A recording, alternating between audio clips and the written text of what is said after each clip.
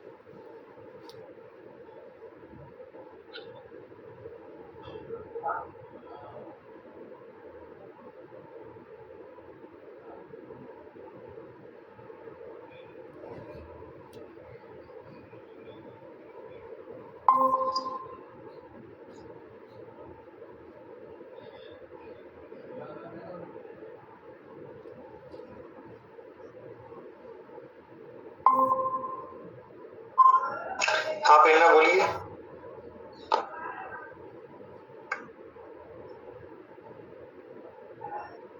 हाँ प्रेरणा, good evening Megha. Megha मैं आपका जो ऐसे है वो आपको चेक करके बता दूंगा। देखिए ऐसे पे मैं कोशिश कर रहा हूँ कि किसी दिन टाइम मिले तो फुर्सत में लंबी सेशन रखें, कम से कम डेढ़ घंटे मिनिमम चाहिए। तो डिस्कस कर लेंगे कब हो। ऐसे में डायमेंशन बहुत जरूरी होते हैं, कनेक्टिविटी बहुत जरूरी होती है, ठीक है। और साथ में हम किन मुद्दों को उसमें उठा रहे हैं, वो उन मुद्दों के साथ उदाहरण और तथ्य सहित उनको कैसे विभिन्न आयामों से जोड़े, वो भी जरूरी होती है, ठीक है। तो ये सब चीजें हम जो है थोड़ा सा लंबी ही जा सकता है, इसलिए किसी दिन जिस दिन पवन सर की क्लास नहीं होगी, केवल मेरी क्लास होगी, उस दिन हम लंबा सेशन कर लेंगे, ठीक है। क्वेश्चन कम दे देंगे। इसके बाद ये जो यूनिट खत्म हो जाएंगी, जैसे 1 और 2 जो यूनिट है खत्म होने के बाद में अब जो क्वालिटी की जो यूनिट है वो तुलनात्मक रूप से ज्यादा महत्वपूर्ण नहीं है, सिंपल क्वेश्चन बनते हैं उनमें से, ठीक है। तो हम अच्छे से सेशन लेंगे, किसी दिन हो सकता है परसों ले लें, आयोग चलेंगे तो आयोग के कुछ ही क्वेश्चन लेंगे। आयोग सिंपल होते हैं, उन कार्य भूमिका में तो सिंपल इतना ही आता है, इसके अलावा कुछ आता है, ठीक है। किसी को आज के क्वेश्चन लिखने उत्तर लिखने में कोई दिक्कत आई थी? उत्तर आज किसी के आए नहीं, क्या दिक्कत है? मेरी आवाज आ रही है सभी को?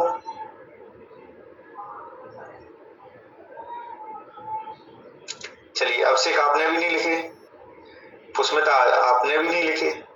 पुष्मिता आपको क्या? सर मैं स्टडी कर रही थी तो मेरे ना आधे लिखे हुए हैं, तो मैंने कहा अभी मैं अपनी थोड़ा फैमिली के पास आई थी। ठीक है, ठीक है। तो सर वो आधे लिखे हैं और वो बस में ना लिखा नहीं जा रहा था सर। तो अरे नहीं, बस में लिखना भी नहीं है, आराम से लिखेंगे। तो सर मैं ना आपको फिर मैं आपको ना आज मतलब आज भेज दूंगी, आधे लिखे आधे भेज दूंगी, इसलिए सर मैंने अभी आंसर चेक नहीं करे आपके। ठीक है। देखो, और एक और चीज बता दूं आपको कि आपको अगर दिक्कत होती हो लिखने में तो आप देखकर लिख लिख सकते हैं। आंसर जो है शुरुआत में देखकर ही लिखे जाते हैं, उसके बाद हमें समझ में आ जाता है, कंटेंट याद होगा तो स्वतः ही आंसर अच्छा लिख जाएगा। ठीक है। और दूसरी बात, जैसे मैं कोई भी नोट्स उठा लेता हूँ और उसमें से आप कोई सा भी क्वेश्चन दे दो, उस नोट्स में से मैं अगर मुझे 6, 7, 8 लाइन 10 लाइन यहाँ मिल गई तो कोई सा भी फॉर्मेट दे दो, उसमें से मैं आंसर लिख देता हूँ। क्यों? क्योंकि हमने पढ़ लिया है। ठीक है। मैं केवल एक नोट्स फॉलो करता हूँ, क्वेश्चन किसी भी प्रकार का उस नोट्स में से ही घुमा के आंसर बन जाता है। ठीक है। एक ही कोचिंग के नोट्स फॉलो करता हूँ, एक ही कोचिंग के अलावा कुछ नहीं फॉलो करता। क्यों? क्योंकि 10 चीजों को अगर आप फॉलो करेंगे तो पढ़ नहीं पाएंगे। ठीक है। ज्ञानी होने की तरफ बढ़ेंगे, जबकि हमें कम से कम रिसोर्स में ज्यादा से ज्यादा आउटपुट निकालना आना चाहिए। मैं केवल एक कोचिंग के नोट से ही सारी चीजें लिखता हूँ, जितना भी इनपुट है मेरी एक कोचिंग के नोट से ही होता है। ठीक है। इसके अलावा कुछ नहीं। क्यों? क्योंकि कम से कम पढ़ के ही हमें ज्यादा इनपुट देना है। क्लियर है? ठीक है। तो ज्यादा नोट्स के पीछे हमें भागना नहीं है, ज्यादा चीजों के पीछे नहीं भागना है। क्लियर है? ठीक है।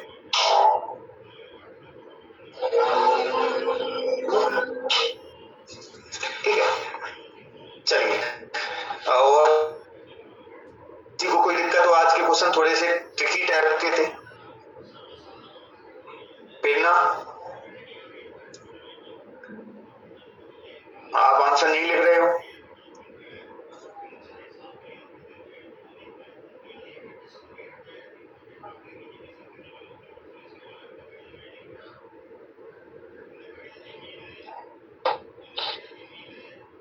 अब देखिए, पहला क्वेश्चन देखें। किसी को कोई दिक्कत अभी तक? आप क्यों नहीं लिख रहे हो? जैसे भी हो, नोट्स अगर मिल गए हो तो देख के लिखिए, लिखने की कोशिश नहीं करेंगे तो फिर बाद में दिक्कत होगी। ठीक है। चलिए, पहला क्वेश्चन हमारा क्या था? अनुच्छेद। देखो, आप ये नहीं समझ पा रहे हो, आपका पूरा सिलेबस हो जाएगा। सोचो, बच्चे सिलेबस नहीं पढ़ पाते हैं, इसी बहाने आपका जितना हो रहा है, कितना भी हो रहा है, लेकिन सिलेबस पूरा हो जा रहा है आपका। मात्र 40 दिन में आपका पूरा सिलेबस कंप्लीट हो जा रहा है। अब देखो कितना आउटपुट निकलने वाला है इसका। अब अनुच्छेद 325, तो अनुच्छेद 325 को हम पढ़ेंगे तो जो हमारा भाग 15 है उसमें लिखा हुआ है निर्वाचन से 16 निर्वाचन से संबंधित अनुच्छेद। ठीक है। उसका नाम क्या है? निर्वाचन से संबंधित प्रावधान। निर्वाचन आयुक्त से संबंधित केवल एक ही अनुच्छेद है, अनुच्छेद 324। क्लियर? उसमें कार्य वगैरह सारे दिए हुए हैं। इसके बाद सारा संबंधित किससे है? वो निर्वाचन से। ठीक है। तो अगर उस भाग के अनुसार हम पहली लाइन इसकी बनाएंगे तो क्या बनाएंगे? निर्वाचन से संबंधित अनुच्छेद, ना कि निर्वाचन आयुक्त। अच्छा, भाषा कितनी अच्छी? भाषा इसलिए अच्छी होती है क्योंकि हमने बहुत प्रैक्टिस की हुई है इस चीज की, बहुत आती है। ठीक है। एक्सपीरियंस हुआ है, इसके बाद पढ़ा बहुत है, तब जाकर ये चीजें निकली है। पहले दिन हम भी ऐसे थे। अगर मैं आपको मैं आपको भेजूंगा, वैसे तो रद्दी में बेच चुके हैं सारे, लेकिन मिल गया, समझ जाओगे कि क्या लेवल था। तो जब हम प्रैक्टिस करते हैं तब चीजें निकल के आती हैं, और लेकिन हमें कोई बताने वाला नहीं था कि आप कहाँ गलती कर रहे हो। ठीक है। तो निर्वाचन से संबंधित अनुच्छेद है। प्रावधान क्या है? कोई भी व्यक्ति धर्म, मूलवन, जाति, लिंग के आधार पर निर्वाचक नामावली में सम्मिलित किए जाने के लिए पात्र नहीं होगा। समझ में आया? पहली लाइन हमें क्या लिखनी है? जैसे कैगे से संबंधित आ गया कुछ, ठीक है, या अन्य कहीं कुछ आ गया, तो हम उस भाग में, जिस भाग के अंतर्गत वह अनुच्छेद दिया हुआ है, उस भाग का क्या नाम है, उसी के आधार पर हम क्या देंगे? इसका परिचय देंगे। समझ में आया कि किस आधार पर हम परिचय देंगे? परिचय कैसा होना चाहिए? क्लियर है सबको? चलिए, अब से प्रेरणा, मेघा, उसमें क्लियर है? चलिए, टीएन सेशन कौन थे? भारत के 10वें मुख्य निर्वाचन आयुक्त या चुनाव आयुक्त।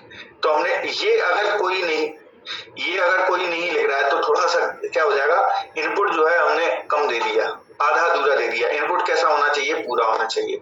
10वें मुख्य चुनाव आयुक्त थे। विशेष क्या भाई, या विशेष कह लो या कार्य कह लो, या इनके कार्यकाल में क्या क्या हुआ, तो इन्हीं के कार्यकाल में आयोग 3 सदस्यीय हुआ। इनका कार्यकाल जो है शायद 91 से या 90 से 96 तक था, 96 तक था, ध्यान रखता।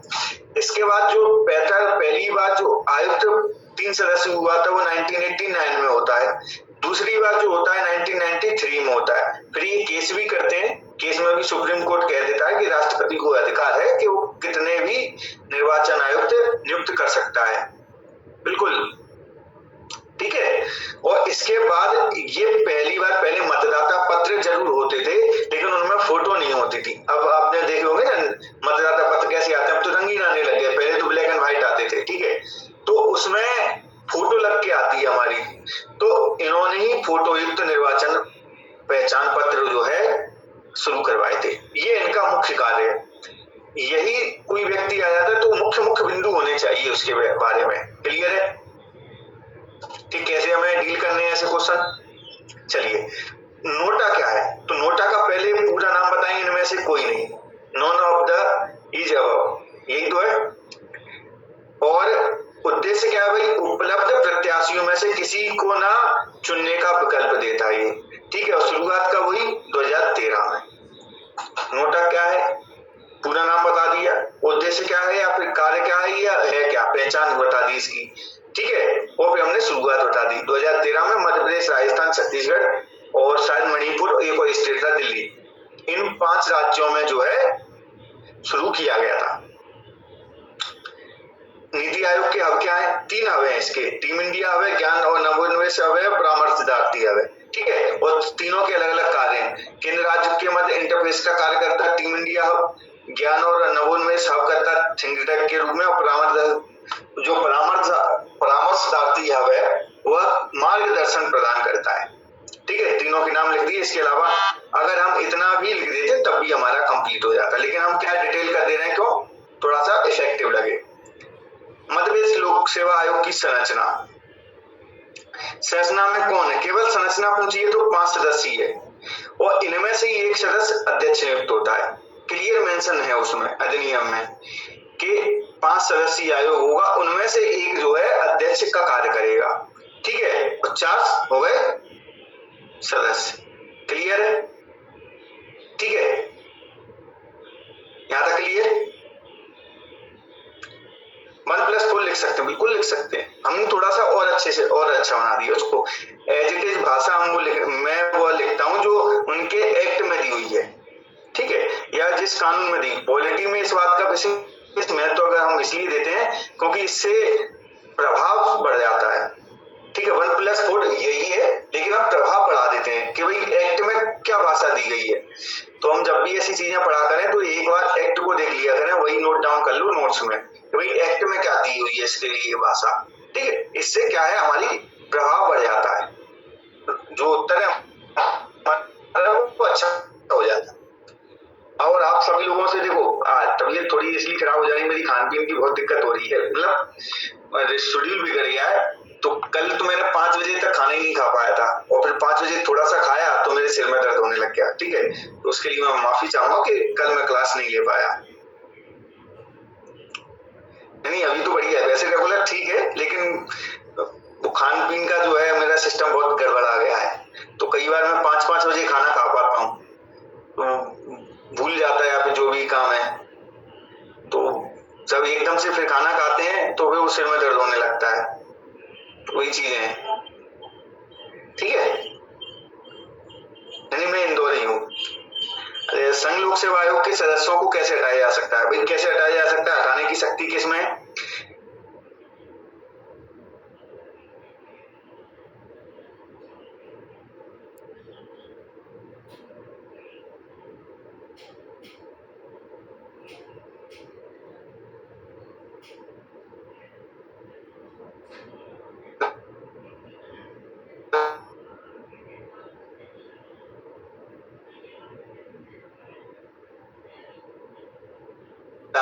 और विधि या प्रक्रिया क्या होगी, उच्चतम न्यायालय अनसरी द्वारा हटाया जाता है, यह भी लिख सकते थे, ठीक है। तो हमारी भाषा कई तरीके से हो सकती है। पीसी होता समिति क्या थी भाई, सिविल सेवा सुधारों पर गठित की गई थी, गठन 2004 में हुआ। सुझाव क्या दिया, शीर्षक परीक्षा में जो यूपीएससी की परीक्षा में जो शीर्षक जुड़ता है ना, उसी की वजह से है। नहीं फैमिली के साथ नहीं रहता मैं, वही तो दिक्कत है की स्वतंत्रता के लिए प्रावधान। नियुक्ति राष्ट्रपति के द्वारा, ठीक है। उच्चतम न्यायालय के न्यायाधीश के समान हटाने की प्रक्रिया होती है और पद से हटने के पश्चात सरकार के अधीन कार्य नहीं करते, तो यही क्या है, कैग की स्वतंत्रता है, ठीक है। अनुच्छेद 151 क्या कहता है भाई, कैग के प्रतिवेदन संबंधी प्रावधान है, और प्रावधान क्या कहता है भाई, कैग जो है केंद्र संबंधी प्रतिवेदन राष्ट्रपति को, राज्य संबंधी प्रतिवेदन राज्यपाल को देता है। राज्यपाल प्रेस को विधानसभा के समक्ष रखवाता है, और राष्ट्रपति जो है, सॉरी यहाँ पे विधानमंडल शब्द यूज करना, क्योंकि विधानमंडल में हम विधान परिषद को भी रखते हैं, ठीक है। विधानमंडल और राष्ट्रपति किसके समक्ष रखवाता है, संसद। क्लियर है, कोई दिक्कत? अब निर्वाचन आयोग को एक अखिल भारतीय संस्था क्यों कहते हैं भाई, अखिल भारतीय संस्था इसलिए है क्योंकि ये लोकसभा और विधानसभा राज्यों के लिए और केंद्र के लिए, दोनों के लिए चुनाव क्या करवाती है, ठीक है। तो हमने लोकसभा और विधानसभा दोनों का रेफरेंस दे दिया। अब सिविल सोसाइटी क्या होती है, देखिए सिविल सोसाइटी में एनजीओ, सीवीओ सब आती हैं भाई, ऐसे संगठन होते हैं जो सरकार से इतर होकर कार्य कर रहे होते हैं। तो उन संगठनों, समूहों, संस्थाओं का समूह जो स्वतंत्र रूप से सरकार और व्यवसाय क्षेत्र से अलग होकर कार्य करते हैं, ठीक है। इसमें एनजीओ, सीवीओ, सदस्यता संघ, ये सब चीजें सिविल सोसाइटी के ही भाग होते हैं, ठीक है। परिभाषा और उदाहरण अवश्य देगा, अगर एनजीओ कोई आ जाए तो एनजीओ परिभाषा और कुछ एनजीओ के नाम लिख देना, ठीक है। उदाहरण से ही हम क्या सिद्ध करेंगे कि ये क्या है। आतंकवाद को रोकने के अधिनियम, पोटा अधिनियम, टाडा अधिनियम, यूएपीए अधिनियम, एनआईए अधिनियम, जितने भी अधिनियम आपको याद हो 2 या 3 लिख दो, ठीक है।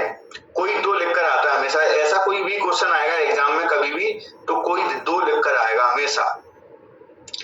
किसी ने मेंस दिया है ना, अभिषेक आपने दिया है, हमेशा कोई 2 ही लिखकर आता है, इसके अलावा कोई 3 कभी नहीं आता। क्लियर है, यहां तक सबको क्लियर है? हाँ पुष्मिता पूछिए। हाँ सर, आपका जो है वो आतंकवाद में भी लिख सकते हैं या अलगाववाद में लिखेंगे?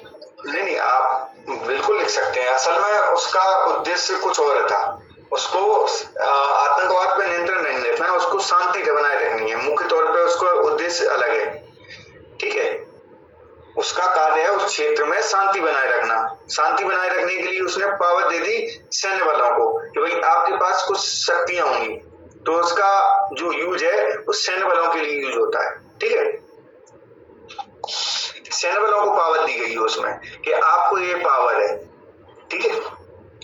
पंजाब में अलगाववाद क्या है भाई, पंजाब को भारत से अलग खालिस्तान के रूप में नए देश की मांग करना ही पंजाब का अलगाववाद है। खालिस्तान की मांग करना ही सिख राज्य, यहां पे लिख देना सिख राज्य, ठीक है। पंजाब में अलगाववाद का यही है। अब ये शुरू कब होता है, किसको कब पता है कि कब शुरू होता है, कौन बताएगा? अगर किसी ने पंजाब की हिस्ट्री पढ़ी हो तो कौन बताएगा अलगाववाद कब शुरू होता है? हाँ नहीं, 1989 में तो वो चरम पे पहुंच गया है। ये शुरू हो जाता है अकाली दल जो आजकल पार्टी है ना, अगर उसकी बिल्कुल 1920 के दशक में शुरू हो जाता है और 1940 के दशक में बहुत ज्यादा श्रोमणी अकाली दल का गठन ही अलग राज्य के लिए किया जाता है, ठीक है। और बड़ी मांग होती है, जो भिंडरा वाले थे तो ये क्या सॉफ्ट आधार पर कह रहे हैं हमें राजनीतिक तरीके से कुछ होते हैं ना, आपने दल सुने होंगे दो तरीके, तो क्रांतिकारी होते हैं, वे कहते हैं राजनीतिक होते हैं जो अपनी क्या है प्रतिवेदन दे देंगे, ये सब चीजें दे देंगे, उसके बाद अपनी मांगें उठाते हैं, ठीक है। तो जैसे कुल मिला के जैसा हम उसमें देखते हैं फिलिस्तीन में भी, ठीक है। तो पंजाब में भी सेम हुआ कि कुछ हार्ड कॉर्नर वो थे लोग जो अपनी मांग उठा रहे थे और कुछ शांति से उठा रहे थे। तो सरकार उस समय पे क्या शांति से उठाने वाले ज्यादा लोग थे, तो उनको दबाना था। और भिंडरा वाले जब बढ़ रहा था तब उन्होंने इंदिरा गांधी ने सहयोग इसलिए किया कि जो सॉफ्ट तरीके से अपनी मांग उठा रहे थे उनको दबाया जा सके, उनकी मांग को दबाया जा सके। ठीक है, तो पावर भिंडरा वाले को देते गए उतनी हो गई कि उन्होंने अलग सी मांग कर ली। सेम फिलिस्तीन का वो है। ठीक है, तो कभी भी हम क्या करती हैं सरकारें, एक पक्ष को दबाने के लिए दूसरे को उठा देते हैं, फिर वो दूसरा पक्ष इतना हावी हो जाता है कि हिंसा करता है। फिर आम उसमें पूछिए सर, हिस्ट्री में सर एक मैंने आर्टिकल पढ़ा था सर, शायद वो पॉलिटिकली आइडियोलॉजी से भी प्रभावित है। मैं आपसे इसे क्लियरिफिकेशन चाहती हूँ। उसमें था कि इंदिरा गांधी ने भिंडरावाले को ना प्रोटेक्शन दी अपनी राजनीतिक फायदा के लिए। सर ये सत्य है क्या? प्लीज बिल्कुल, अरे मैं वही तो बता रहा हूँ। पंजाब में अलगाववाद की समस्या उठ रही थी, जो कहते हैं प्रतिवेदन देना, ये अकाली दल वगैरह बहुत सारे ऐसे संगठन बहुत ज्यादा बन गए थे, वो अपनी मांग कर रहे थे। तो भिंडरावाले को पावर इसलिए दी गई कि जनता जो है भिंडरावाले की तरफ देखने लगे, इन लोगों का साथ छोड़ दे। और भिंडरावाले को थोड़ी और पावर देती गई, पैसा देते गए कि भिंडरावाले पे शिफ्ट हो जाए। लेकिन भिंडरावाले पे पैसा इतना आ गया, लोगों का सपोर्ट इतना आ गया, उसने फिर वो मांग हिंसात्मक रूप से रखना शुरू कर दी। ठीक है, पॉलिटिकल सपोर्ट बिल्कुल था उसको, इंदिरा गांधी का ही था, क्योंकि इंदिरा गांधी उस समय पे पीएम थी। ठीक है, वो चाहती थी कि जो अन्य लोग हैं ना उनसे जनता का ध्यान हटे कैसे भी करके। हाल ही में घटित मणिपुर संघर्ष घटना क्या है भाई, कुकी और मैतेई समुदाय के मध्य घटना तिथि मई 2023 में, असल में 4 मई से शुरू हो जाता है, तो मई 2023 में शुरू हो। परिणाम देख, अशांति है, पलायन है, हिंसा है, लगभग पलायन 60,000 लोग कर चुके हैं। ठीक है, राज्यों में भाषाई विवाद क्या है, तो राज्यों में भाषाई विवाद के कुछ बिंदु आप लिख देंगे। क्या है भाई, हिंदी को राष्ट्रभाषा के रूप में स्वीकार करना, ये भाषाई विवाद है। उत्तर भारत के लोग क्या कहते हैं कि हिंदी को राष्ट्रभाषा बनाओ। ठीक है, अभी क्या कोई राष्ट्रभाषा है देश की? कौन बताएगा? नहीं, कौन सी बात है? राजभाषा, राष्ट्रभाषा नहीं है सर। हाँ राजभाषा है सारी। ठीक है, राज्यों की अपनी भाषा को 8वीं अनुसूची में शामिल करने के लिए लड़ाई चलती रहती है। कोई कहता है हमारी भाषा जो 8वीं अनुसूची में रखो, और अपनी भाषा को सर्वोच्च मानना। जैसे तमिल लोग हैं वो हिंदी को निम्न दर्जा देते हैं, और उत्तर भारत के जो लोग हैं हिंदी को सर्वोच्च मानते हैं, तमिल को नहीं देते। लड़ाई तो नहीं, मलयालम को नहीं देते महत्व, जबकि सारी भाषाएं अपने अपने क्षेत्र की महान भाषाएं। भाषाओं की लड़ाई सबसे निरी मूर्खता की लड़ाई होती है भाई, कन्वर्सेशन की चीज है। ठीक है ना, मेरी भाषा महान है ना तुम्हारी। भाषा क्या है, एक माध्यम है, जो माध्यम बेस्ट होगा। अगर भारत देश में अंग्रेजी माध्यम बेस्ट होगा तो अंग्रेजी को अपनाना चाहिए, हिंदी माध्यम बेस्ट होगा तो हिंदी को अपनाना चाहिए। ठीक है, कुल बात है माध्यम की। अभी निर्वाचन आयोग की स्वतंत्रता बनाए रखने के लिए आवश्यक प्रावधान, तो आवश्यक प्रावधान इस तरीके से हमने क्या किया है, इसको प्रेजेंट करने की कोशिश की है, क्योंकि हमारे पास पॉइंट ज्यादा हो रहे थे और पॉइंटों को हमें शॉर्ट कर करके लिखना है। आप एक चीज सीख लीजिए 7 मार्क में कैसे हम पॉइंट बनाए और कैसे हम, हाँ कोई बेस्ट नहीं होता, बस हमें क्या है ये सोचना है कि इसका उपाय क्या है। देखिए हमारा उद्देश्य जो है पॉलिटिकल नहीं है, हमारा उद्देश्य क्या है, लोगों के बीच सामंजस्य। तो हमारी जो अप्रोच होनी चाहिए बोलने की, सोचने की और समझने की, वही अप्रोच आपके उत्तर में दिखाई देती है। ठीक है, वही अप्रोच आपके इंटरव्यू में दिखाई देगी। अप्रोच क्लियर रखना कि मेरी अप्रोच क्या है, और अगर आपकी अप्रोच ऐसी हुई जो विभाजनकारी है या फिर किसी एक पक्ष की ओर झुकाव वाली है, तो आप जो है क्या कर पाओगे।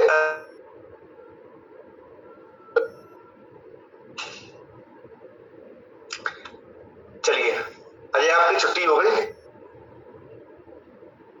हाँ सर, आज जल्दी छुट्टी हो गई, आ गया फटाफट। हाँ, सभी लोग ये जो आंसर हम लिख के देते हैं वो सेव करके रखे हुए हैं क्या सबके पास? सेव करते हुए चल रहे हैं क्या सभी लोग? आंसरों को सेव करते हुए चलें अपने किसी फोन में या फिर टैब में, जो भी आपका कंप्यूटर वगैरह हो। यही आपको डायरेक्ट एग्जाम के टाइम पे इनको भी थोड़ा थोड़ा पलट के जाएंगे ना, तो मेंस में बहुत ज्यादा फायदा देने वाले हैं, क्योंकि आपके पास तैयार मैटर है फॉर्मेट के साथ में। ठीक है, संविधान के बाद 15वें के अनुच्छेद 124 में मैं क्या बता रहा हूँ, जो भाग 15 है वो निर्वाचन से संबंधित है पूरा का पूरा। 324 होगा, सॉरी, ठीक है, 324 कर लेना। 124 किससे संबंधित है? उच्चतम न्यायालय से, निर्वाचन आयोग से संबंधित प्रावधान है। स्वतंत्रता संबंधी प्रावधान क्या क्या है भाई? नियुक्ति राष्ट्रपति द्वारा, आयोग का गठन संविधान में, प्रकृति संवैधानिक है, मुख्य निर्वाचन आयुक्त को हटाने की प्रक्रिया कैसे है? उच्चतम न्यायालय के न्यायाधीश के समान। महाभियोग शब्द का कोई प्रयोग नहीं करेगा, ये बात कंठस्थ कर लो, क्योंकि महाभियोग का प्रयोग किया नहीं गया है। महाभियोग शब्द का प्रयोग केवल हम राष्ट्रपति के लिए करते हैं, ठीक है। प्रक्रिया अलग है दोनों की, राष्ट्रपति की हटाने की प्रक्रिया और सुप्रीम कोर्ट के न्यायाधीश को हटाने की प्रक्रिया, दोनों अलग है। क्या बोला बंदी भी आपने? कुछ दिखाई नहीं दिया।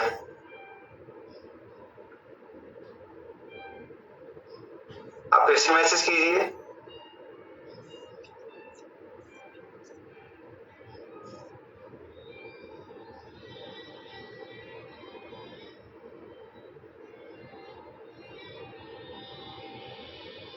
अच्छा, हम दे देंगे, बिल्कुल दे देंगे। लास्ट में एक फाइल बना के आपको सारे मॉडल, मेरे, पवन सर के, अजीत सर, जितने भी होंगे ना, वो हम लास्ट में आपको फाइल में मर्ज करके अपलोड कर देंगे, ठीक है।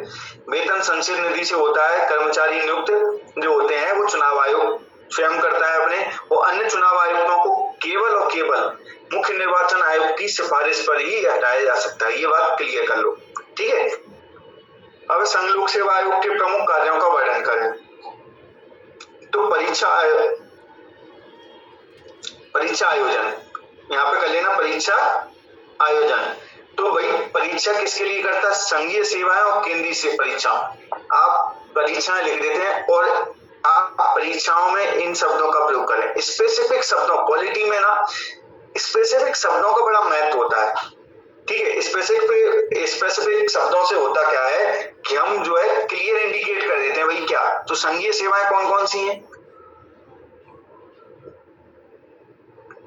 अखिल भारतीय सेवाएं, आईएएस, आईपीएस, ठीक है। यूपीएससी नहीं, यूपीएससी बहुत सारे एग्जाम कंडक्ट करवाता है, सीडीएस करवाता है। केंद्रीय सेवा है वो रेलवे की भर्ती करवा, रेलवे के अधिकारियों की नियुक्ति जो होती है। यूपीएससी सिविल सेवा परीक्षाओं में आईआरएस जो है केंद्रीय सेवा है, अखिल भारतीय सेवा नहीं है, संघीय सेवा नहीं है। जो एग्जाम होता है उसमें 21 या 22 तरीके की सेवाओं का पेपर हो, सेवाओं के लिए उसमें नियुक्ति होती है। उसमें से जो आईएएस है, आईएफएस है, आईएएस है, आईपीएस है, वो क्या है? अखिल भारतीय सेवाएं। इसके बाद जो भी है आईआरएस केंद्रीय सेवा है, वो रेलवे के लिए जाते हैं, उसमें से पोस्ट ऑफिस के लिए अधिकारी जाते हैं। तो केवल और केवल क्या है? केंद्रीय सेवाएं। हाँ, लेकिन यही थोड़ा हमें प्रैक्टिस करना है कि हम स्पेसिफिक शब्दों का प्रयोग करें, ठीक है। सीधी नियुक्ति कैसे करवाता है? साक्षात्कार द्वारा, लेटरल एंट्री जिसको हम कहते हैं। सरकार को परामर्श देता है, पदोन्नति संबंधित भर्ती नियम तैयार करने, सिविल सेवा में अनुशासनिक मामलों से संबंधित।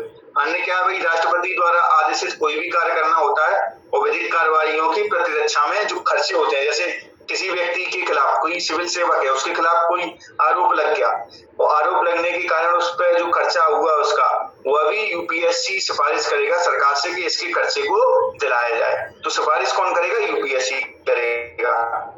तो हमने लिख दिए 1, 2, 3, 4 में इनके कार्यों को सबको बांट दिया।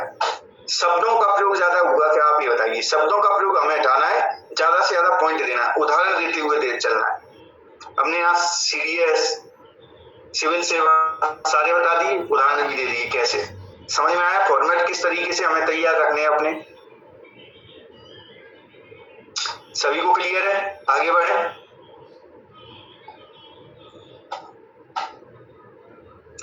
चलिए, मध्य प्रदेश लोक सेवा आयोग पर टिप्पणी करिए। देखिए बंदे भी, आपने जो इकोनॉमी के आंसर लिखे हैं बहुत ही बढ़िया लिखे। आप जो है आंसर लिखना आपको धीरे धीरे बहुत अच्छा आ रहा है। मध्य प्रदेश लोक सेवा आयोग एक संवैधानिक संस्था है जो राज्य के लिए लोक सेवकों की भर्ती के लिए क्या करता है? कार्य करता है। ये हमारा क्या हो गया? इंट्रो हो गया। इंट्रो में गठन वाली बात ना लिखें, गठन का पॉइंट हम अलग से बनाएंगे, ठीक है। नहीं, वो तो ही रहेगा, लेकिन हम तो चाहते हैं कि सारे लोग जो है सिलेक्ट हों। आप लोगों के साथ ही हम लोग फेमस होंगे कि भाई अकेले हमारा क्या महत्व है भाई, उनकी मतलब कहेंगे ना कि उनके यहाँ से इतने लोग सिलेक्ट हुए, उन्होंने पढ़ाया सिलेक्ट हुए, तो आप लोगों की वजह से ही हमारा नाम होना है। अब देखिए परिचय में हमेशा हम क्या देंगे, वो है क्या, तो संस्थान क्या है हमारा पहला ही उद्देश्य, मैंने हमेशा से पहले यही बताया कि 7 मार्क हो या 2 मार्क हो, परिचय आपका बहुत ही अच्छा होना चाहिए। क्लियर है कि परिचय क्यों होना चाहिए, क्योंकि पूरी की पूरी जानकारी उसमें हमारी आ जाती है। गठन का पॉइंट जो है परिचय में नहीं रखेंगे, क्यों, क्योंकि हमारे गठन का एक अलग से पॉइंट बनाएंगे। क्लियर है,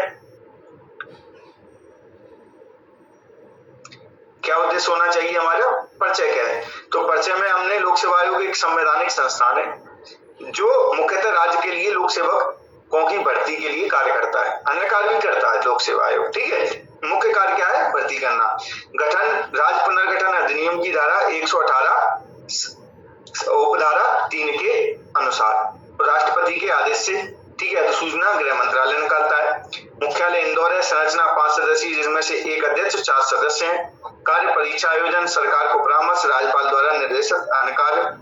सीमा क्या, अनुसूचित जाति और जनजाति की दावों में हस्तक्षेप नहीं करता, आरक्षण से संबंधित कोई हस्तक्षेप नहीं करता, कोई सलाह नहीं देता।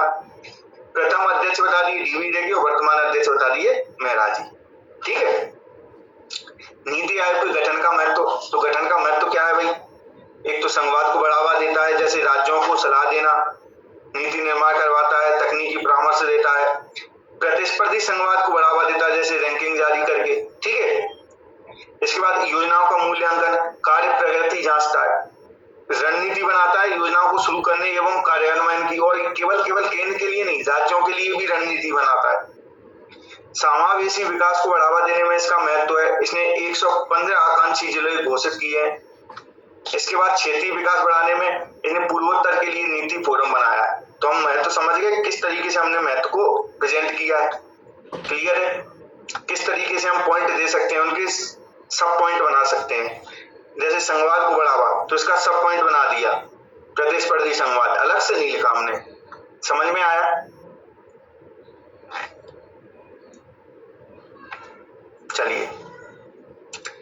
अब राजनीति के जातिकरण ने जातियों का सशक्तिकरण किया है, समीक्षा करें। हाँ पुष्मिता पूछिए। सर लोक सेवा आयोग का जो लास्ट पॉइंट था सर, आप वो थोड़ा एक्सप्लेन कर दीजिएगा सर, आरक्षण वाला सर, आरक्षण वाला सम्मान। अच्छा, जो आरक्षण कितना होगा कितना नहीं होगा, किसको कितना देना, ये यूपीएससी कार्य नहीं करता, पीएससी कार्य नहीं करता, ठीक है। जो आरक्षण की जो भी नीतियां तय करती है वो सरकार तय करती है। इसमें ना ये जो सिविल सेवा आयोग है ना कोई सलाह देता है ना कोई परामर्श देता है, कुछ नहीं देता है, ठीक है। यही हमने बताया, अनुसूचित जाति व जनजाति के दावों में हस्तक्षेप नहीं करता, ठीक है। समझ में आया। अगर वो दावे लगाएंगे कि हमें अधिकार है, जैसे यूपीएससी ने भर्ती निकाली है, पीएससी ने भर्ती निकाली, भाई इतनी पोस्टों पे भर्ती निकली है, जो दावे होंगे जो जनजाति होंगे एससी एसटी के कि भाई हमें इतनी चाहिए, हमें इतने क्यों मिले, ये सब दावे जो है ना तो यूपीएससी के खिलाफ लगेंगे, ना एमपीपीएससी के खिलाफ लगेंगे, ना एमपीपीएससी उनको रिप्रेजेंट करेगी, ना यूपीएससी रिप्रेजेंट करेगी। कौन करेगा इसके लिए सारी चीजें, इसके लिए करेंगे केंद्र सरकार या राज्य सरकार। क्लियर है। आरक्षण संबंधी में इनको कोई अधिकार नहीं है और कोई शक्ति नहीं है। अब राजनीति के जातिकरण ने जातियों का सशक्तिकरण किया, इस लाइन का कोई मुझे अर्थ समझा दे तो भाई मेरा जो है मन खुश हो जाए। इस प्रश्न को जिसने समझ लिया वो उत्तर लिख देगा। कौन बताएगा?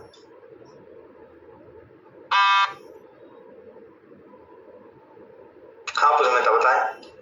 सर एक क्वेश्चन था, राजनीति में जातिकरण ने जातियों सशक्तिकरण किया, मतलब पॉलिटिक्स में ना जातियों को एक तो सर इसके संवैधानिक प्रावधान किए गए हैं, और ये जो और फिर दूसरा ये जातियां जितना उभर कर आई है ना उससे उनकी सामाजिक आर्थिक और जो सोसाइटी में उनका लेवल है ना सर वो बढ़ा है। बिल्कुल सही। हमने अनेकों ऐसे कार्य किए जातियों को अपलिफ्टिंग के लिए,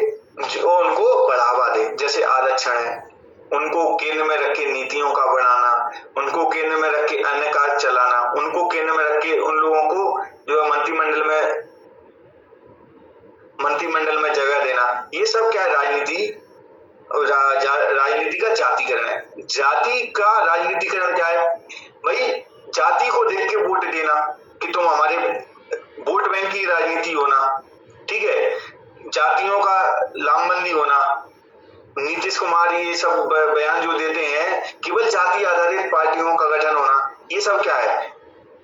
जाति का राजनीतिकरण, ठीक है। जबकि राजनीति का जातिकरण क्या है? उनको अपलिफ्टिंग के लिए, उठाने के लिए कार्य करने कुछ। तो सदन में भागीदारी, भूमिका सशक्तिकरण कैसे बढ़ी है इसकी? भाई सदन में भागीदारी बढ़ी है क्योंकि उनके लिए एक तो पद आरक्षित कर दिए, इसके बाद पद आरक्षित होने के साथ साथ वो स्वयं से लड़ने लगे खुद। अब पद आरक्षित किए तो पहले नेता नहीं होते थे, अब कम से कम जितने गिने चुने नेता जाते हैं उनमें से कुछ तो नेतृत्व करते हैं, अच्छा ठीक है। तो अब नेताओं की कमी नहीं रही। अब SC ST के पास अधिकारों के प्रति सचेत हुए हो गए वो लोग, प्रमुख राजनीतिक पद धारण कर लिए उन लोगों ने, जाति केंद्रित योजना बनने लगी, जैसे ST को केंद्र में रखकर, ST को केंद्र में रखकर, और जातियों का सामाजिक स्तर उठा। जिसका राजनीतिक स्तर उठ जाएगा तो उसका सामाजिक स्तर भी धीरे धीरे उठने लगेगा। समझ में आया? जैसे कई जातियां हैं जिनसे बहुत बड़े बड़े नेता निकले, वो जातियों ने क्या है? अपना सामाजिक स्तर ऊंचा कर लिया। पहले वो जातियां जो है निम्न स्तर पर मानी जाती थी, क्योंकि उनके नेता बहुत बड़े बड़े आ गए, उन्होंने धीरे धीरे पूरी पूरी जाति का ही अपलिफ्टिंग हो गया। क्लियर है? समझ में आया ये क्वेश्चन? सीधे नहीं लिख सकते ऐसे, ठीक है। अब हम इसकी क्वेश्चन में क्या दिया हुआ है भाई? समीक्षा करें। तो हमेशा समीक्षा में पक्ष और विपक्ष दोनों के पॉइंट होते हैं, लेकिन पक्ष विपक्ष कैसे लिखेंगे हम? जो क्वेश्चन में पूछा गया है उसके हम 6 पॉइंट देंगे या 5 पॉइंट देंगे, और फिर हम इसके विपक्ष में 2 पॉइंट देंगे ज्यादा से ज्यादा। पॉलिटी में समीक्षा, मूल्यांकन, ये सब आएगा ना, तो जो पूछा जा रहा है, जिसके परिप्रेक्ष्य में आंसर क्वेश्चन है या फिर आंसर हमें जो लिखना है, उसके 5-6 पॉइंट देंगे। उसके बाद में जो विपक्ष होगा उसके कम से कम 2 पॉइंट तो हम देंगे ही देंगे, फिर निष्कर्ष भी देंगे। पॉलिटी के आंसर्स की यही फॉर्मेशन होती है। समझ में आया पॉलिटी कैसे लिखी जाती है? इसीलिए बच्चों से पॉलिटी बनती नहीं, क्योंकि फॉर्मेटिंग नहीं आती उन्हें, पॉलिटी में लिखना क्या होता है। समझ में आया? अब से आपका मेंस है।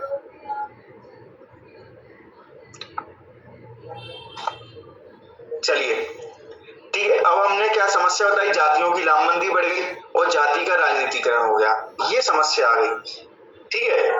और निष्कर्ष में हम बताएंगे कि भाई कुछ हुआ सो हुआ, इनकी अपलिफ्टिंग तो हुई है, ये हम बात मानते हैं। निष्कर्ष में क्या बताएंगे कि हाँ भाई जाति की राजनीति के जातिकरण से सशक्तिकरण हुआ है। हमारा निष्कर्ष कैसा होगा? हमेशा कैसा होगा निष्कर्ष? सकारात्मक, ठीक है। अब धार्मिक बहुलता किस प्रकार से राजनीति को प्रभावित करती है, विवेचना कीजिए। फिर विवेचना आ गया, मतलब हमें क्या है? निष्कर्ष देना पड़ेगा क्या? बिल्कुल देना पड़ेगा। 7 मार्क में ऐसे शब्द जब भी आए तो हमें निष्कर्ष देना पड़ेगा, ठीक है। अब भाई धार्मिक बहुलता क्या होती है? धार्मिक बहुलता होती है संख्या बल में अधिक धर्म के लोग राजनीति को प्रभावित करते हो। अब ये राजनीति के परिप्रेक्ष्य में बात हो गई। धार्मिक बहुलता उसको कहते हैं जब किसी भी धर्म के लोगों की बहुलता ज्यादा होती हो, संख्या बल के आधार पर। संख्या बल के आधार पर अगर वो अधिक है तो हम कहते हैं धार्मिक बहुलता है। जैसे अगर हम मध्य प्रदेश में बात करें तो किस धर्म की धार्मिक बहुलता हम बात करेंगे? हिंदू धर्म, ठीक है। लेकिन जम्मू कश्मीर में मुस्लिम है, मेघालय वगैरह में ईसाई है, तो धार्मिक बहुलता क्या है? तो अब बताइए मध्य प्रदेश की राजनीति किस धर्म के इर्द गिर्द चलेगी? किस धर्म के लोगों को लुभाने की कोशिश की जाएगी? राजनीति वाले राजनीतिक लोग किस धर्म के लोगों को रिझाएंगे? मध्य प्रदेश में हिंदू और जम्मू कश्मीर में मुस्लिम, और अगर वहां की बात करें नॉर्थ ईस्ट की तो ईसाई। तो ऐसे केरल है, केरल में मुस्लिमों की संख्या बहुत है। पश्चिम बंगाल पे हमेशा आरोप लगता है कि भाई ममता बनर्जी जो है मुस्लिमों को लाभ पहुंचा रही है। क्यों भाई? धार्मिक जो संख्या बल है, धार्मिक आधार पर जो संख्या बल है वो क्या है? उनका ज्यादा है। तो यही बात हम करेंगे। तो कैसे प्रभावित करती है भाई? दलों का निर्माण ही कई बार ऐसा हो जाता है, जैसे मुस्लिम जो नेता है जम्मू कश्मीर में, ठीक है, वो धर्म को आधारित करके बनाते हैं भाई हमारे तो धर्म के लोग बहुत हैं तो हम जीत ही जाएंगे। उम्मीदवार खड़े ऐसे करते हैं जिससे जहां जिन क्षेत्रों में मुस्लिम होगा वहां मुस्लिम को, जहां हिंदू होगा वहां हिंदू को क्या करेंगे, उम्मीदवार बनाते, ठीक है। योजना का निर्माण भी होता है। आंध्र प्रदेश में हमेशा आरोप लगता है कि ये मुस्लिमों को केंद्रित करके योजना बना रहा है। अभी पश्चिम बंगाल पर भी आरोप लग रहे थे, ठीक है। तमिलनाडु में एक एक्ट आया था, उस पर भी आरोप लगा है मुस्लिमों को रिझाने के लिए। केरल पे लगते ही रहते हैं, ठीक है। और मध्य प्रदेश में भी देखो और अच्छा अधिनियम क्या है, मध्य प्रदेश पर आरोप लगे कि भाई ये हिंदू धर्म के लेकर क्या बनाया गया है, योजना या अधिनियम बनाए गए हैं, ठीक है। सरकार और मंत्रिपरिषद में हमेशा लोग क्या होते हैं, धर्म के आधार पर नियुक्त होते हैं। भाई हमने इस धर्म के लोगों को इतनी जगह दे दी तो इस धर्म के लोग हमें क्या देते रहेंगे, वोट देते रहेंगे। समझ में आया।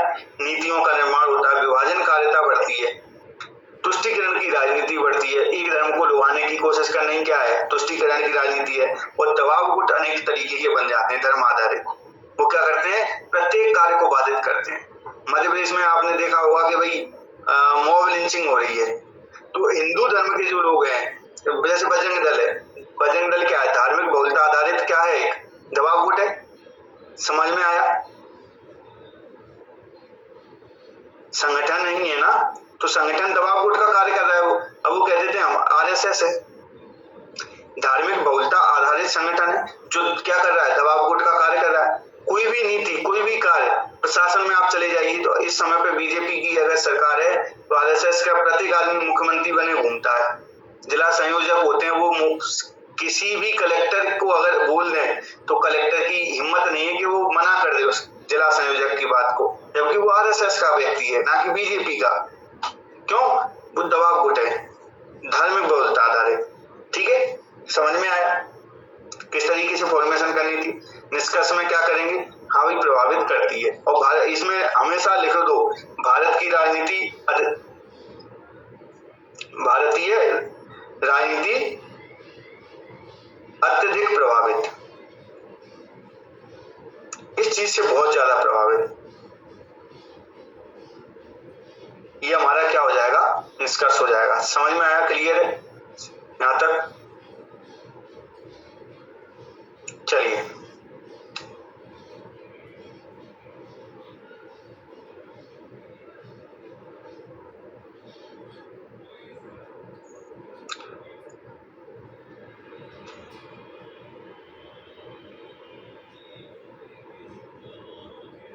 किसी का कोई क्वेश्चन।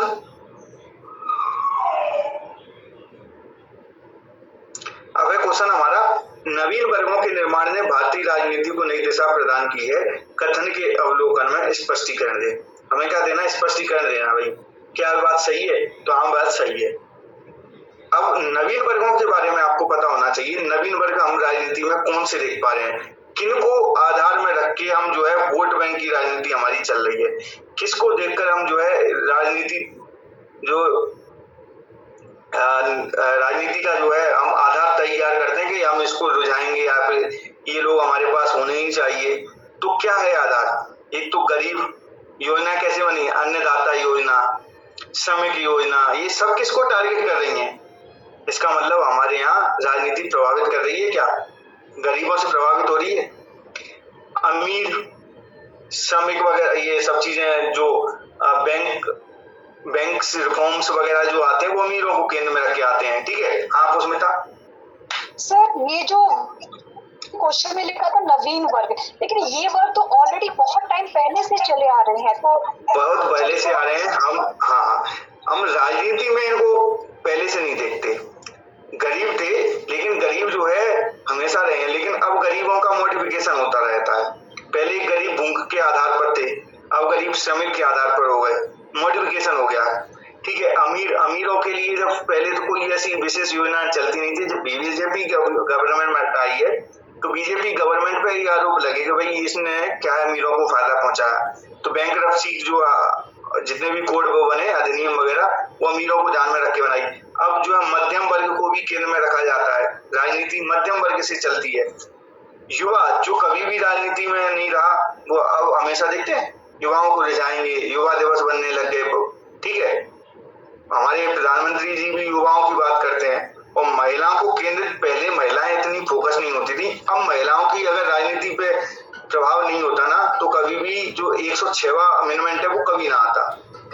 ठीक है, कभी भी मामा जो है महिलाओं को अपनी बहन नहीं कहते, ये नवीन तरीके से हो रहा है। सर क्यों कह रहे हैं कि बहना बहना, भाई हमें वोट लेना है उनका, तो एक पहले तो नहीं कहा किसी ने बहना, बहना कहना शुरुआत हुई 2005 में, 2005 से पहले तक किसी ने क्यों नहीं कहा? क्योंकि वो जो महिलाएं थी वो थी नहीं, केवल वोट बैंक। हाँ सर इसमें ट्रांसजेंडर्स का जो कम्युनिटी का नहीं लिखेंगे, ट्रांसजेंडर कम्युनिटी और ये जो ज्ञान कम्युनिटी, क्योंकि ये सब नए उसको मैंने ना इसमें ट्रांसजेंडर और दिव्यांगों को शामिल किया था सर, क्योंकि उनकी बिल्कुल लिखेंगे। इसमें 5 पॉइंट ही दिए, ये छोटी सी दिया कि आप तो 1-2 पॉइंट आप सुझाओ। दिव्यांग है, हम दिव्यांगों को पहले कोई कैटेगरी में नहीं देते थे, आजकल उनकी क्या समझ, जो कैटेगरी है उसको हम ध्यान में इसलिए देते हैं क्योंकि उनकी भी वोट बहुत होते हैं।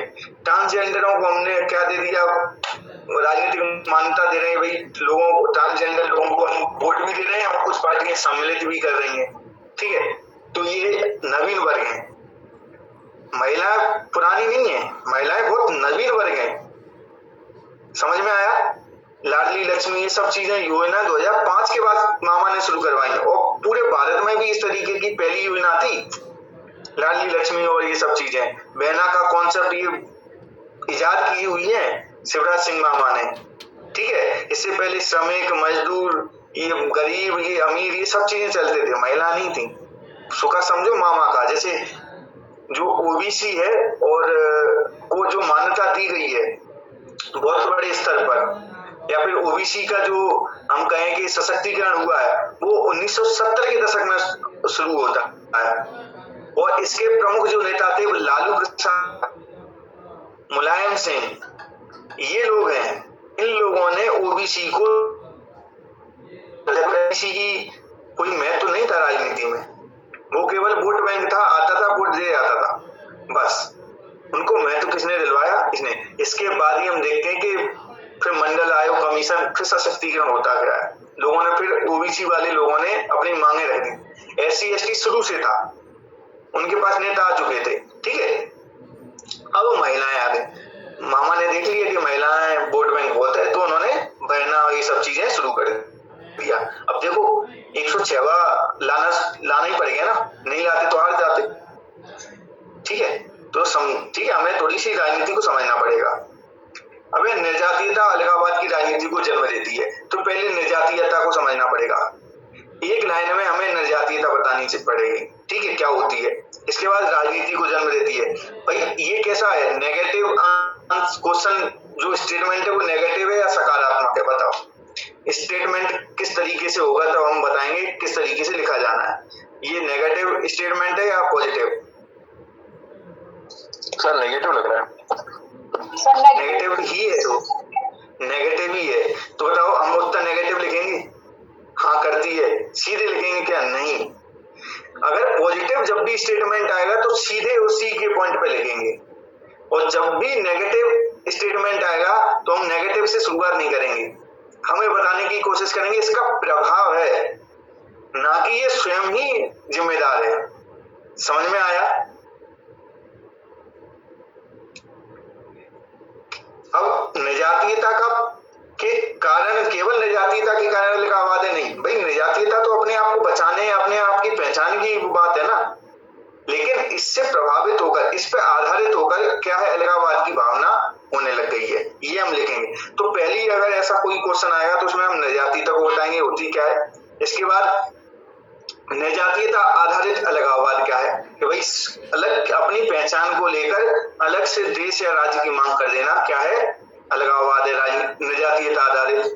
फिर इसके क्या कारण है वो बता दिया। फिर क्या प्रभाव हम देख सकते हैं, तो नए राज्यों की मांग है, नए देश की मांग कर लेते हैं लोग, सामाजिक समस्या को प्रभावित करते हैं, और विशेष राज्य का दर्जा। फिर हम लिख देंगे कि यह केवल क्या है, हमारी जो राजनीति है वो निजातीयता से प्रभावित तो है, ठीक है, लेकिन हाथ से नहीं करेंगे। निजाती भारतीय राजनीति जो है निजातीयता से प्रभावित है, इसलिए जो है अलगाववाद की भावना भी इस पर आधारित देख सकते हैं। ठीक है, स्टेटमेंट में हम क्या करेंगे, बचाव सा करते चलेंगे, नहीं साहब ये जो है आप क्या कर रहे हो, बात केवल इतनी नहीं है, ठीक है। ऐसी भाषा को हम दे देते हैं, भाई भाषा का जो विवाद है यही दे देते, भाषा का विवाद जो है राजनीति को कुरूप करता है या फिर राजनीति में विवाद बढ़ाता है या विदेश को तोड़ने की बात करता है। भाषा जो है वो फिर आप लिखोगे इसमें, क्या लिखोगे इसमें, यहाँ करता है।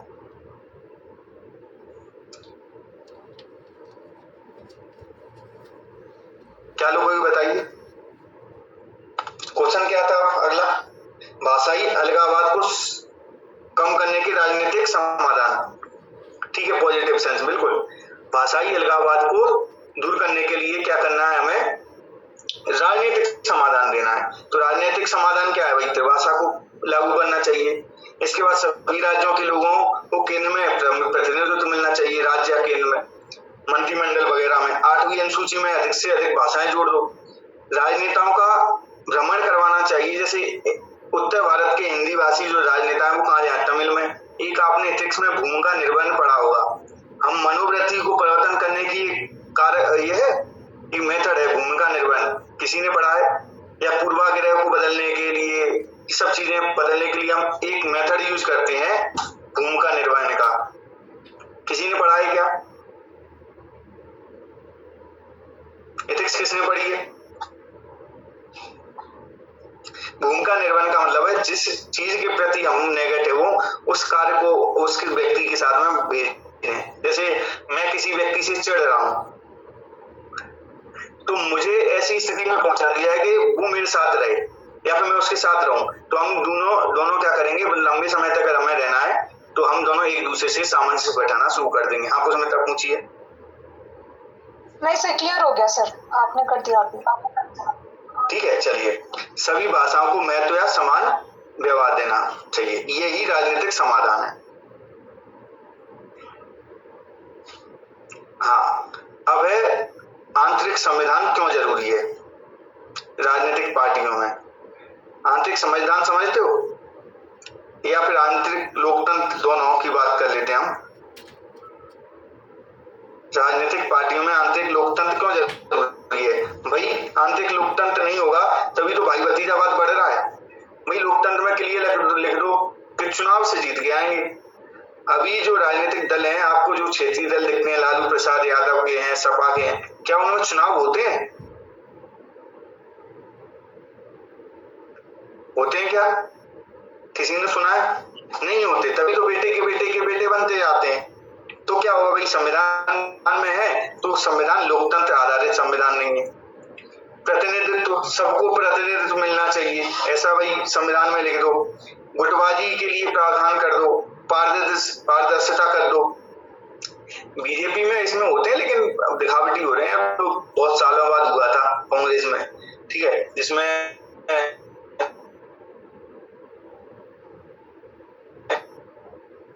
जो शशि थरूर का और एक खेमा था इनका खड़गे जी का, और खड़गे जी का सपोर्ट करी थी सोनिया गांधी, तो उनकी होनी थी। पारदर्शिता बढ़ेगी और जवाबदेही बढ़ेगी, अनेक समस्याएं समाप्त होंगी और व्यक्तिगत आधारित दल प्रणाली को हानि होगी। व्यक्तिगत आधारित समझ, व्यक्तित्व आधारित, जो आप पार्टी है वो केजरीवाल आधारित हो गई है। इसका सीधा प्रमाण दिख रही है कि अभी अब वहां की मुख्यमंत्री कौन बनी है, आतिशी सर। उन्होंने सीट खाली कर दी किसके लिए, केजरीवाल जी के लिए।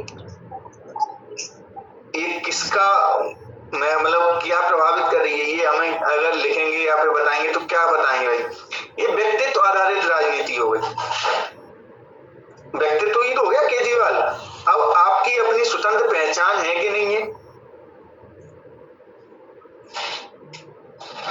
इससे आपकी नहीं है, स्वतंत्र पहचान अब खत्म हो गई, वो केजरीवाल की पहचान चल गई अब, ठीक है।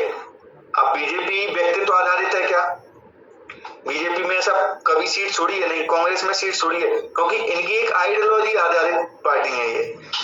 जैसे शिवसेना है तो शिवसेना में व्यक्तित्व आधारित बाल ठाकरे का ही चलता है, ठीक है। तो ऐसी पार्टियां क्या है ऐसे जो है वो व्यक्तित्व आधारित हो जाती है, व्यक्ति तक सीमित हो जाती हैं। तो ये जो है संविधान की कमी है या फिर उन पार्टियों में लोकतंत्र की कमी है। यहाँ तक समझ में आया? किस किस को समझ में आ रही है सारी चीज? चलिए, मतदान व्यवहार क्या होता है, यह मतदाता को किस प्रकार से प्रभावित करता है? मतदान व्यवहार क्या है? व्यक्ति की वह मन स्थिति होती है जिसके आधार पर वो वोट डालने जाता है किसी और को, कि भाई मैं क्या सोच के डाल रहा हूँ, मैं धर्म जो सोचूंगा, जाति सोचूंगा, या फिर कोई योजना सोचूंगा, क्या सोचूंगा? भाई मैं जब वोट देने जाता हूँ तो क्या सोच के जाता हूँ, उसी को हम क्या कहते हैं? मतदान व्यवहार। मेरे मन में जैसे ही आ गया वो व्यक्ति ऐसा है, तो कैसी हो गई? मतदान व्यवहार। जैसे मैं सोचता हूँ कि भाई व्यक्ति ने कैसा कार्य किया, तो मेरी जो मन स्थिति है वो कैसी हो गई? कार्य आधारित। मेरा मतदान व्यवहार कैसा हो गया? कार्य आधारित। अगर मैंने जाति सोची, अच्छा मेरी जाति का है तो मैं इसी को वोट दूंगा, तो कैसी मतदान व्यवहार हो गया? जाति आधारित। तो इस हमने क्या लिखा? विभिन्न कारकों के आधार पर यह मतदाता को प्रभावित करता है। तो भाई जाति, धर्म, लिंग, भाषा, धन, विचारधारा, सब क्या है? इसके कारक है। भाई विचारधारा कैसे? जैसे भाई दक्षिणपंथी कोई व्यक्ति होगा, बूढ़ा बड़ा कोई व्यक्ति होगा, वो किसको वोट देना चाहेगा? जो चाहेगा कि भाई हमारी जो है संस्थान बने रहे, हमारे संस्कार बचे रहे, तो कहे बीजेपी को ही वोट देगा। धन वाला भाई जो साड़ी दे दे, 500 रुपए दे दे, दारू दे दे, मुर्गा दे दे, धन प्रभावित कर रहा है मतदान व्यवहार को। बढ़ते हैं, पैसे बढ़ते हैं। आप उसमें तब बोलिए सर, बाहुबल भी क्या मतदान व्यवहार को प्रभावित करता है? वो धन आ गया ना, तो उसमें मतदान व्यवहार में धन या दबाव। हाँ, बाहुबली एक कैटेगरी नहीं है। सर, एक ना आर्टिकल मैंने पढ़ा था हिंदू में, उसमें कहा था कि ना लोग क्या करते हैं, कोई अगर सशक्त नेता नहीं होता वहाँ पॉलिटिकल पार्टी में, तो लोगों को लगता है कि ये जो बाहुबल है ये आएगा और कुछ अच्छा काम करेगा, तो लोग बाहुबल को इसीलिए प्रमोट करते हैं। बिल्कुल सही बात है। आपने जो यूपी में इस पे एक नहीं, मैंने दो चार नहीं, मैंने तो बहुत सारी डिबेट सुनी है। मैंने इसका कारण बाहुबलों का और क्रिमिनलों का आने का क्या कारण होता है, ये सीधी सीधी हमें दिखाती है कि उस क्षेत्र में नेताओं की कितनी कमी है। अगर वहां सशक्त कोई नेता है तो बाहुबली कभी नहीं आ पाएंगे, कभी नहीं आ पाएंगे। फिर जनता क्या चाहती है कि हमें सपोर्ट कौन करेगा, हमें बचाएगा कौन? अगर हम परेशानी में होंगे तो कौन बचाएगा? और कोई साधारण सा व्यक्तित्व वाला व्यक्ति है, वो बाहुबली है, तो जनता हमेशा शक्ति की ओर झुकती है। हमारे यहाँ अभी भी राजा को सम्मान दिया जाता है, हम अभी स्वतंत्र नहीं हुए हैं उस मानसिकता से। ठीक है, हम अभी भी शक्ति किसमें देखते हैं? एक राजा टाइप होगा जो शक्तिशाली होगा, लोगों को 2-4 की मुंडी उड़ा दी होगी और पैसा होगा, 2-4 बंदूक लेके चलता होगा और दाएं दाएं कर रहा है। तो ये राजा की प्रवृत्ति होती थी, हमारे आज भी नजरों में वही है, वही हम बाहुबली में देखते हैं। इसलिए हम बाहुबली को टिकट देते हैं और बाहुबली को ही वोट देते हैं। हाँ, तो सर हम इस पर लिखेंगे क्या? अगर लिख सकते हैं क्या बाहुबल नहीं लिखेंगे, इसमें मतदान व्यवहार में वो आता नहीं, धन आता है। धन आता है, इसके बाद हम कह देंगे कि भाई अब तो ये चीजें कि अपराध भी है, मतदान तो व्यवहार को बहुत प्रभावित करता है। कोई अपराधी व्यक्ति है तो हम उसको नहीं देते, ठीक है, वो नेगेटिव में चला जाता है। असल में बाहुबली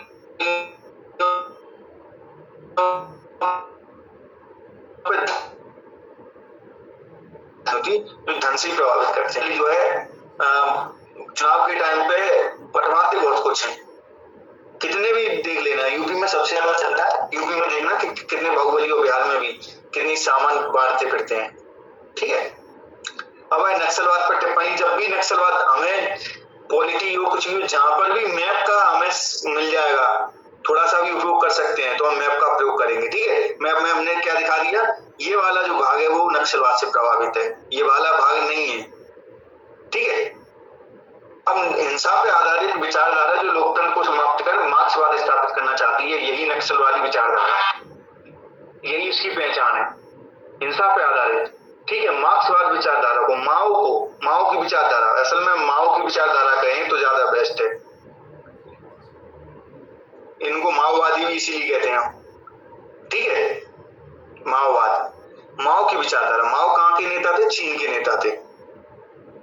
इसकी शुरुआत कहां से होती है? पश्चिम बंगाल में नक्सलवादी गांव से होती है, 1967 में शुरू होती है। प्रमुख नेता कौन से हैं? चारू मजूमदार, कानू साना, जो उसी समय पर मारे गए थे। प्रभावित क्षेत्र बता दिए, 10 राज्य से प्रभावित हैं, सरकारी आंकड़ा यही कहता है। कारण बता दिया, भूमि का वितरण है, गरीबी है, बेरोजगारी है, प्रशासन, हमारी बीहड़ की समस्या जो थी, जैसे मैं मुरैना से हूँ, चंबल जो बदनाम हुआ बीहड़ में बागियों के लिए, डाकुओं के लिए, केवल और केवल उसकी एक ही दिक्कत थी, प्रशासन। अगर प्रशासन सही होता और जो उस समय पर बागी हुए, डाकू हुए, वो किसी ना किसी परेशानियों से तंग आकर उन्होंने बंदूकें उठाई उस समय। ऐसे नहीं कि चलो आज मन करता है कि इसको लूट लेने, वो प्रभावित हुए किसी परेशानी से। पान सिंह तोमर मूवी देखी होगी, उसमें हमको क्लियर समझ में आ रहा है कि वो पुलिस प्रशासन मजबूर कर दे रहा है कि तुम बंदूक उठाओ। तो मुख्य तौर पे प्रशासन ही, अगर 1960 के दशक में हो रहा था, फुलन बिल्कुल सही उदाहरण है। 1960 के दशक में जमीनों का वितरण हो रहा था और उसी समय पे औद्योगिकरण को बढ़ावा दिया जा रहा था। तो उद्योगों के लिए जंगल की जो जमीन थी जनजातियों की, वो ले लेके हम कैसे दे रहे थे पूंजीपतियों को। कुछ लोग पैसा बना रहे थे, अधिकारी पैसा बना रहे थे,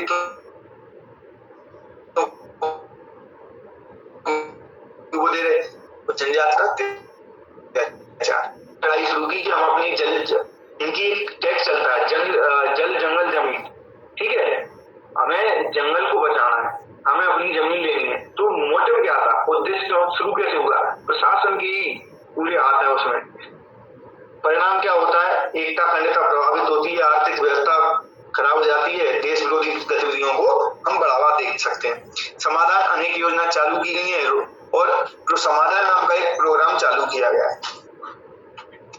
अगला क्वेश्चन है, हाँ पुष्मिता पूछिए। सर, ये जो हम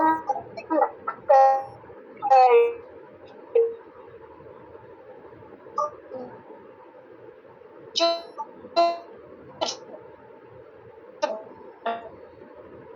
ग्रामीण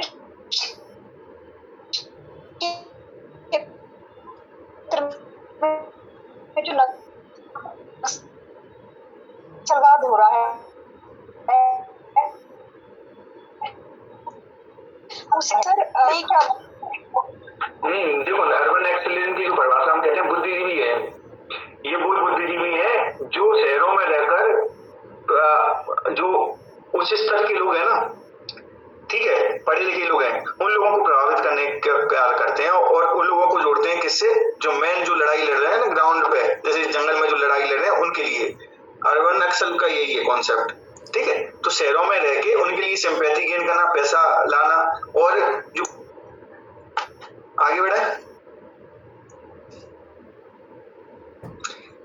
नियंत्रक और मान्यता परीक्षक के संबंध में जानकारी देते हुए इसकी भूमिका की विवेचना करें। विवेचना आ गई तो हम थोड़ी सी क्या देंगे, कमियां भी देंगे पॉलिटी में केवल, ठीक है। भारत का नियंत्रक एवं महालेखा परीक्षक भारतीय संविधान द्वारा स्थापित एक स्वतंत्र और संवैधानिक निकाय है जो भारत सरकार तथा सभी प्रादेशिक सरकारों के लेखाओं का अंकेक्षण करता है। इसकी क्या हो गई, हमने पहचान दे दी। संवैधानिक प्रावधान 148 से 151 तक है। नियुक्ति राष्ट्रपति द्वारा, शपथ राष्ट्रपति द्वारा, सेवा शर्तें 6 वर्ष या 65 वर्ष आयु राष्ट्रपति द्वारा हटाया जा सकता है, लेकिन उच्चतम न्यायालय के न्यायाधीश के समान प्रक्रिया को अपनाकर। अधिनियम कौन सा है, के अधिनियम 1971। कार्य बता दिए इसके साथ में, फिर हम भूमिका बताएंगे। अब यह हमने क्या पूछा, जानकारी और भूमिका। तो प्रमाणन करता कर वगैरह का क्या करता है, प्रमाण करता है कि भाई कितना कर आया कितना नहीं आया, इसकी सील अगर लग गई तो वही उतना ही कर माना जाता है, ठीक है।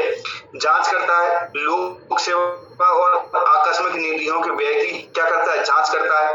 कटौती करता है, अगर इनको लगता है कि सरकारी खरीद और बिक्री में कोई कटौती की जा सकती है तो फिर सुझाव देता है सरकार को, ना कि ये स्वयं कटौती करता है, ठीक है। स्वयं कटौती नहीं कर सकता, क्या देता है, सरकार को सुझाव देता है। संसद के एजेंट के रूप में ही कार्य करता है और ये संसद के लिए ही क्या है, जवाबदेह है। भ्रष्टाचार का उजागर करता है, कैसे, इन्हीं की रिपोर्ट के आधार पर भ्रष्टाचार उजागर होता है। कोयला है घोटाला है, 2G घोटाला है, ये सब कैग की रिपोर्ट के आधार पर ही घोटाले उजागर हुए।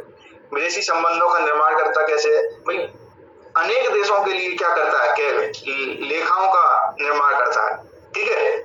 जैसे ब्रिटेन वगैरह के लिए भी ये क्या करता है, लेखाओं का निर्माण करता है। क्लियर है,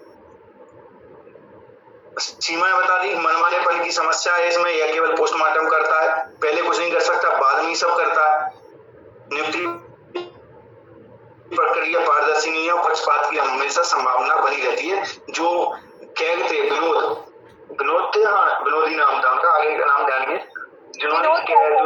2G स्पेक्ट्रम घोटाला था वो उसे उजागर किया, विनोद राय, बिल्कुल। उनपे आरोप लगे कि बीजेपी के एजेंट थे, ठीक है, और क्योंकि वो घोटाला जो है सुप्रीम कोर्ट ने क्लीन चिट दे दी थी बाद में, ठीक है, तो इस तरीके की इस पे पक्षपात के आरोप भी लगते हैं। और फिर हम बता दें, हालांकि ये भारत में वित्त के सजग प्रहरी के रूप में विद्यमान है, जो भारत के वित्त को पारदर्शिता प्रदान करता है। इसका मुख्य कार्य क्या है? वित्त को ही तो पारदर्शिता प्रदान करना है, इसकी मुख्य भूमिका क्या है? वित्त में ही तो है। समझ में आया? अब नीति आयोग अपनी भूमिका में अभी तक सफल रहा है, इसका मतलब नीति आयोग की हमें भूमिका बतानी है, और भूमिका किस तरीके से सफल रहा है वो हमें बताने की कोशिश करनी है। तो इंट्रो हमने क्या दिया, नीति आयोग का गठन 2014 में एक थिंक टैंक के रूप में हुआ है, जिसके प्रथम जो अध्यक्ष होते हैं वो कौन होते हैं? प्रधानमंत्री होते हैं, ठीक है। अब भाई गठन का उद्देश्य क्या है? गठन का उद्देश्य हमने क्या बता दिया, भूमिका के पर आधारित है इनका। अब आयोग की भूमिका तो संवाद को बढ़ावा देना, संवाद को बढ़ावा कैसे देता है? अब हमें सफलता के आधार पर बताना है, सब इनकी जो भूमिका है वो सफलता के आधार पर बतानी है सारी चीजें, ठीक है। तो यह केवल राज्यों के लिए नीति निर्माण में सलाह देता है, जिससे केंद्र राज्य संबंध मजबूत हुए हैं अभी तक। प्रतिस्पर्धी संवाद को बढ़ावा, विभिन्न रैंकिंग जारी करके इससे अनेक राज्यों में सुधार हुआ है, जैसे मध्य प्रदेश में स्वच्छता में प्रथम आया, बहुआयामी गरीबी में से बहुत सारे देश जो है राज्य निकल गए, कुछ समय पहले रिपोर्ट आई थी। कार्यक्रम निर्माण करता है, तो स्वच्छ भारत मिशन में सफल क्रियान्वयन हो पाए ना, तो कार्यक्रमों का इस तरीके से निर्माण किया नीति आयोग ने। सलाह कौन देता है प्रत्येक योजना की, और उनका कार्यान्वयन कैसे होना है, ये सब कौन दे रहा है? नीति आयोग कर रहा है, ठीक है। नीति निर्माण में पंचवर्षीय के स्थान पर विभिन्न लक्ष्यों की प्राप्ति हेतु तात्कालिक और दीर्घकालिक नीति निर्माण करता है, जैसे 3 वर्षीय, 7 वर्षीय, 15 वर्षीय। राज्य क्षेत्र का विकास करता है। इसकी अप्रोच क्या रहती है? बॉटम टू अप्रोच है, बॉटम टू टॉप, ठीक है, ना कि टॉप टू बॉटम। तो इससे क्या होता है, उसी का हम अगर उदाहरण है तो आकांक्षी जिला कार्यक्रम जो है हमारा बॉटम टू टॉप अप्रोच का ये उदाहरण है जो नीति आयोग ने जारी किया है। मॉनिटरिंग क्या है? कैसे योजनाओं कार्यक्रमों का निचले स्तर तक मॉनिटरिंग करता है, जिससे उनका सफल क्रियान्वयन हो पाया है, जैसे कि डिजिटल भारत, आयुष्मान भारत, सारी योजनाओं की मॉनिटरिंग वही करता है, ठीक है। अब कमियां क्या है भाई? राज्यों के साथ सहयोग नहीं हो पा रहा है, विशेषज्ञता की कमी और नौकरशाही का खतरा बना रहता है। अब हम देखो निष्कर्ष इसमें क्या था, सफलता आधारित। अब ये सफलता कैसे पूर्ण हो पाएगी, तो हमने उसी पर आधारित एक सुझाव दिया है। तो सफलता केंद्र राज्य समन्वय या समन्वय पर, केंद्र और राज्यों के समन्वय पर ही निर्भर करती है।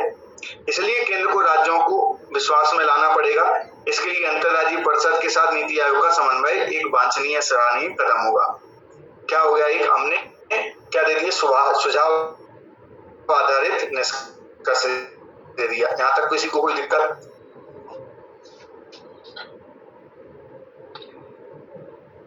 किसी को कोई दिक्कत? चलिए फिर मिलते हैं कल, ठीक है। किसी का कोई क्वेश्चन हो तो बता सकते हैं।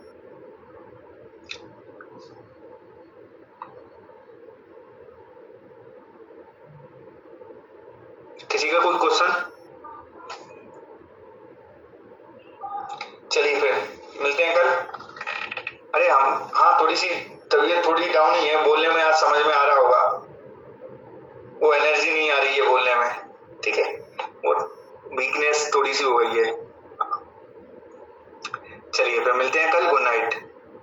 Good night sir, thank you sir.